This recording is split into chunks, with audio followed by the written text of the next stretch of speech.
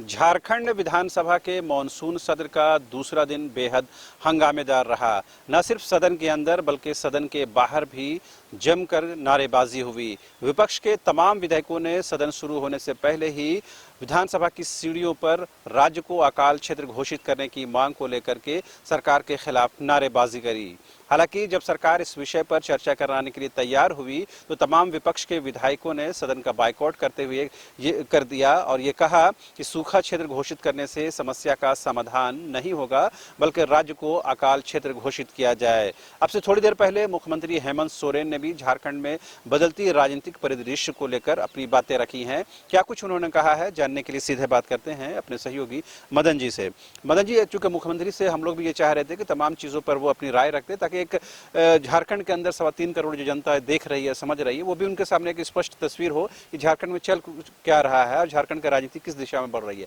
मुख्यमंत्री ने क्या कहा, उसका लबो-लबाब क्या है?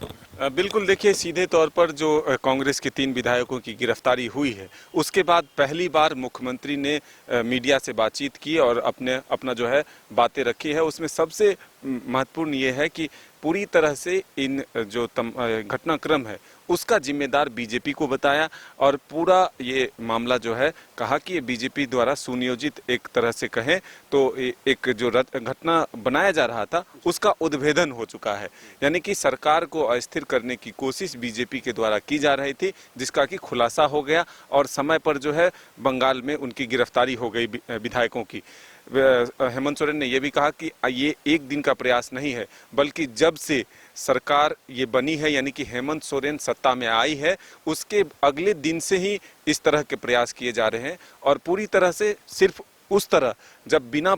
पानी के मछली को आप रख दीजिए तो वो तड़पता है, ठीक सत्ता के बिना बीजेपी नहीं रह सकता। और इसी के तहत जो है लगातार कई तरह के प्रयास किए जा रहे हैं बीजेपी के द्वारा कि किसी भी तरह से यहाँ सत्ता को हासिल किया जाए। लेकिन इससे हम घबराने वाले नहीं हैं, परिस्थिति कैसी भी हो, लेकिन हम डटकर मुकाबला करेंगे। चाहे बीजेपी कोई भी चक्र रचे उसको हम तोड़ने के लिए तैयार हैं। और रही बात कांग्रेस के विधायकों की, तो तमाम चीज़ें सामने है, इसमें कुछ बताने के लिए नहीं बचा है। मुख्यमंत्री ने स्पष्ट तौर पर यह कहा कि सारी बातें लोगों के बीच में है, इसलिए बताना कुछ नहीं है। लेकिन ये पूरा घटना जो है वो बीजेपी के इशारे पर हुआ, बीजेपी के द्वारा कराया गया, इसलिए ये सरकार को अस्थिर करने की कोशिश जो थी वो नाकाम रही है। क्या लगता है मुख्यमंत्री अगर आज मीडिया के सामने आकर के लंबी चौड़ी बात रखते हैं और तमाम अपना पक्ष रखते हैं, पार्टी और सरकार का मत बताते हैं, क्या लगता है मुख्यमंत्री के सामने भी ये कहीं ना कहीं विवशता रही है कि अब जरूरी है कि अपनी बातों को रखा जाए, पब्लिक डोमेन में जाया जाए, क्योंकि विपक्ष जिस पर उस तरह हमलावर है कहीं ना कहीं सत्ता पक्ष को जवाब देना है, उसी की नारा बुलंद करते हुए या यूं कहें उसी का झंडा उठाते हुए मुख्यमंत्री ने ये बातें कही हैं। तो अब क्या लग रहा है, जो बीजेपी की तरफ से बातें कही जा रही थी कि कांग्रेसियों ने ही कांग्रेस के नेताओं को और उनके विधायकों को फंसाया है, तो क्या इस पर भी मुख्यमंत्री ने कुछ बातें कही हैं? देखिए, एक तीर से 2 निशाने आप स्पष्ट तौर पर कह सकते हैं। मुख्यमंत्री ने इस कांग्रेस के विधायकों की गिरफ्तारी पर लेकर मीडिया से बातचीत की, लेकिन निशाना साफ है कि जो झारखंड में हाल के दिनों में ईडी की कार्रवाई चल रही है उस पर भी उन्होंने इशारे में कहा कि ये समझने की चीज़ें हैं कि झारखंड में आखिर क्या कुछ हो रहा है। हाल के दिनों के घटनाक्रम से सब कुछ स्पष्ट हो चुका है कि आखिर बीजेपी क्या चाहती है। बीजेपी को सिर्फ सत्ता चाहिए और इसके लिए वो किसी भी स्तर तक गिर सकती है। मुझे अंदाजा है कि बीजेपी जो है किस निचले स्तर तक जा सकती है, इसलिए हम पूरी तरह से तैयार हैं, ना हम डरे हैं ना डरेंगे। ये तमाम चीज़ें मुख्यमंत्री ने कही, लेकिन समझना होगा कि जिस तरह से मुख्यमंत्री के करीबी पंकज मिश्रा जो उनके विधायक प्रतिनिधि हैं उनको ईडी ने हिरासत में लिया, यानी कि अब गिरफ्तार कर लिया। उसके बाद अब जो उनके प्रेस सलाहकार हैं अभिषेक पिंटू जी, उनको समन किया गया है। तो अब ये पूरी तरह से मीडिया के सामने भी बात रखने का उन्हें एक मौका मिला और वो पूरी तरह से इस कांग्रेस विधायकों की गिरफ्तारी के माध्यम से बीजेपी पर जमकर हमला बोला, ताकि ये एक मैसेज जो है राज्य के लोगों के बीच जा सके कि आखिर हाल के दिनों में जो राजनीतिक घटना हो रही है उसका मकसद क्या है और वो किसके इशारे पर हो रहा है। जो इंडिपेंडेंट विधायक है सरयू राय जी, वो लगातार कहते रहे हैं कि तमाम विषयों पर मुख्यमंत्री को अपनी स्थिति, अपनी जो स्टैंड है वो क्लियर करना चाहिए। तो मुख्यमंत्री को भी कहीं ना कहीं ये फील हुआ होगा कि अपनी बात अब रखने की वक्त आ गया है। खैर, बहरहाल अभी जब कांग्रेस के कई विधायकों से जब बात हो रही थी तो सारे लोग एक मत से ये बोलने की कोशिश कर रहे हैं इसके लिए सीधे सीधे बीजेपी जिम्मेदार है। लेकिन बीजेपी के जो विधायक है सीपी सिंह और दूसरे जो विधायकों से बात हुई है, उनका ये कहने का साफ तर्क है और तात्पर्य यह है कि हम लोग खरीद फरोख्त में, हॉर्स ट्रेडिंग में भरोसा नहीं रखते हैं। सवाल ये है कि जब सत्ता पक्ष की तरफ से बीजेपी पर आरोप लगाए जा रहे हैं और बीजेपी उसको कहीं ना कहीं डिनाई कर रही है, अब सवाल ये है कि इतनी बड़ी साजिश, इतने बड़ा षड्यंत्र जैसा राजनीतिक गलियारों में चर्चा है, कौन लोग रचे? आखिर कौन वो लोग हो सकते हैं जो पर्दे के पीछे से ये सारा खेल और व्यू रच रहे हैं? देखिए, सबसे महत्वपूर्ण चीज़ें हैं आज के जो जितने विधायकों से हम लोगों ने बातचीत की है, जेएमएम का आरोप या हमला सीधा बीजेपी पर है, लेकिन कांग्रेस के कई विधायक ऐसे हैं जो अपने पार्टी के जो फैसले हैं उस पर भी सवाल उठा रहे हैं और ये कह रहे हैं कि जल्दबाजी में लिया गया निर्णय है। हमारे जो विधायकों की गिरफ्तारी हुई है उन्हें बदनाम नहीं किया जाना चाहिए, उनकी भी अपनी इज्जत है, उनकी प्रतिष्ठा है, उन्हें धूमिल नहीं करना चाहिए। क्या मामला है, पैसे किसके हैं, कहां से आए, कौन दिया, इन तमाम चीज़ों के जांच होने दीजिए, उसके बाद सारी बातें सामने आएगी। हालांकि अनूप सिंह से जब हम लोगों ने ये सवाल पूछा, चूंकि वही एफआईआर कराने वाले हैं, तो उन्होंने कहा कि हमने किसी विधायक के बारे में कुछ नहीं कहा है, हमने भले नाम उनका मेंशन किया है लेकिन हमारा निशाना उन विधायकों पर नहीं। हालांकि वो कहीं ना कहीं इन तीनों विधायकों को बचाते हुए भी दिखते हैं और दूसरी तरफ वो एफआईआर भी दर्ज कराते हैं, उसमें नाम उनका मेंशन भी करते हैं, लेकिन वो कहते हैं कि कहीं ना कहीं बीजेपी साजिश रच रही है और असम के जो मुख्यमंत्री उनका नाम बाय नेम उन्होंने मेंशन भी किया है। तो ये क्या है, ऐसा लग रहा कि कांग्रेस जल्दबाजी में कोई कदम उठा ली है, अब उससे पीछे हटना चाह रही है? देखिए, अनूप सिंह के कई जो बातें हैं वो अब घूम फिर कर एक तरह से ये बताती है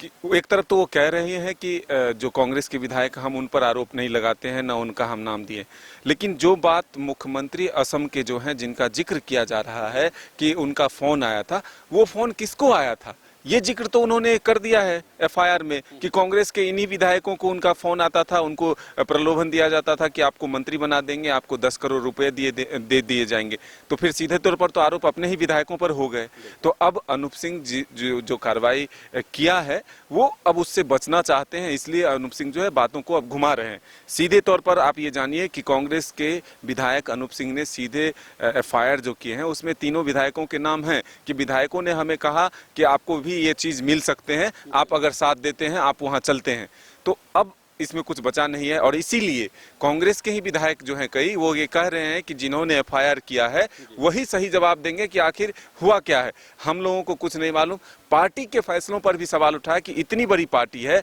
तो क्यों नहीं अपने स्तर से पूरे मामले की जांच कराने के बाद वो जो है निलंबन करते, या फिर कुछ फैसला जो लिया है उसमें थोड़ा सा इंतजार करना चाहिए। तो ये जल्दबाजी का निर्णय है। तो अब कांग्रेस एकजुट नहीं है इस मामले में, लेकिन जेएमएम सीधे तौर पर बीजेपी को आरोपी ठहराना चाहती है। तो अब देखना होगा कि जब सीआईडी जांच चल रहे हैं तो आखिर मेन वजह क्या है, क्या सच में बीजेपी के किसी व्यक्ति के द्वारा वो पैसे पहुंचाए गए, क्या ये कांग्रेस के तीनों विधायक जो हैं सच में डील कर चुके थे कि आखिर बीजेपी में शामिल होना है या फिर अलग से एक पार्टी बना करके समर्थन करना है। कौन कौन और लोग हैं जो अभी चर्चा चल रहा है कि 5 विधायक और हैं जो मंत्री हैं, जो पूर्व के प्रदेश अध्यक्ष हैं या फिर 2 महिला विधायक है। ये तमाम जो अटकलें हैं, जो बातें हैं, उस पर विराम तभी लगेगा जब एक जांच रिपोर्ट सामने आ जाए या फिर जब वो विधायक सामने आए तो पूरी बातें जब अपना वो रखेंगे तब जाकर के ये स्पष्ट होगा कि आखिर इस झारखंड में जो हाल के दिनों में जो घटना चल रहा है उसके पीछे मास्टरमाइंड कौन है। हमें पता है कि जो उमा शंकर अकेला हैं वो